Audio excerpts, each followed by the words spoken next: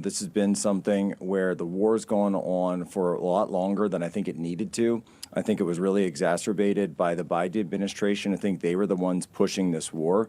There were chances for a peace deal early on. There were chances for a peace deal all the way back in March of 2022. But Boris Johnson, who was the then prime minister of the UK, flew down to Istanbul and blew the entire thing up.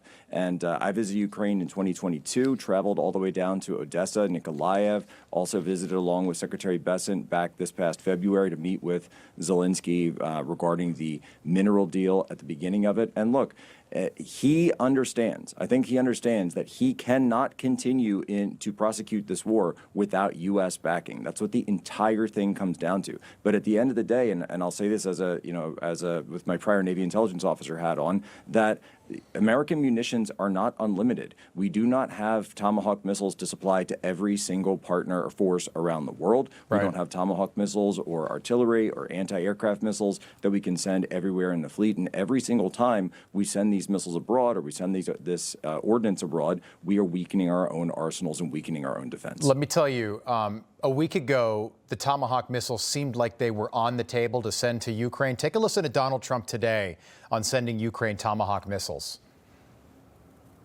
Hopefully they won't need it. Hopefully we'll be able to get the war over with without thinking about Tomahawks. All right, and here is President Zelenskyy of Ukraine on the needs of Ukraine right now. Take a look. First of all, I think we need to sit and speak. The second point, we need ceasefire. Even now, you see in the Middle East, it's very difficult to hold ceasefire. Everywhere, in every war, it's very difficult. We want peace.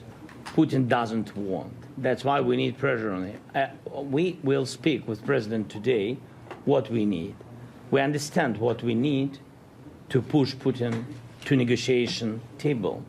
Okay, do you believe that President Zelenskyy really wants peace right now?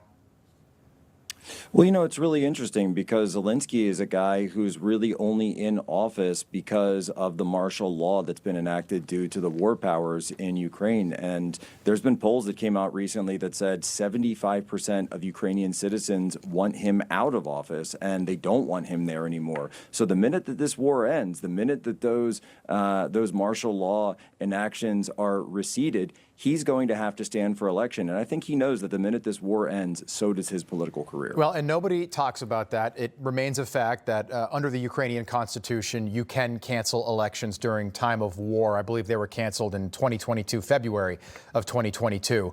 And Zelensky's held on to power as the war drags on. Again, Jack, this war has been going on longer than U.S. involvement in the Second World War, which I think for people at home puts everything into perspective. My goodness, this has been dragging on. When the Russians invaded Afghanistan in 1979, Jack, they stayed for 10 years.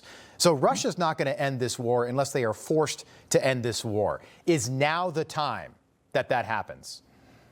Well, I think it actually should be this time. And I think if both sides can get together, look, it's President Trump who's going to be able to do this. And I traveled with President Trump up to Anchorage, up to Alaska, where we sat down in that meeting with Lavrov, with Vladimir Putin. Right. And it seemed that they were very interested in the peace process. But at the same time, that does absolutely mean, and it just has to be said, that there are going to need to be concessions from Zelenskyy. Russians are not going to give back the land that they have occupied. They're not going to give back the land that they have gotten to all the way up to the contact line in various parts of the Donbass. But we'll see. We'll see if there's a willingness to be able to do that. But I don't think this ends with Zelenskyy still in the presidency in Kiev. I really don't. Interesting. Jack Posobiec, we'll have you back. Good to see you. Thank you.